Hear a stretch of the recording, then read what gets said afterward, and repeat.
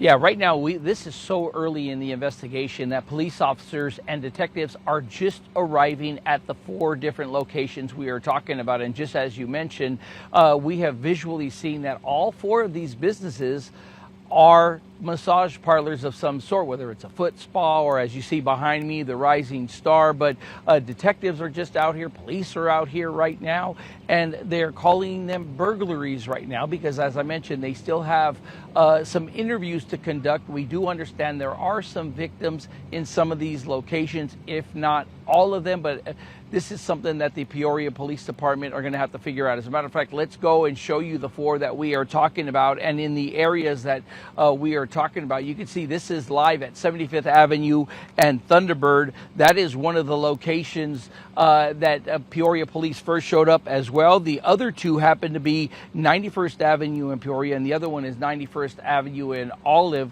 All of them have an active scene with police officers and investigators trying to gather information as to what they have here. There are no suspects in custody at this time, but they tell us that this is an active investigation at all 4 of these locations. Also telling us that as soon as more information comes, they will release some of that information. But as you can see from the video and from these live shots here, there is an active scene at all 4. All 4 appear to be some type of massage parlor, and they were all burglarized overnight, guys.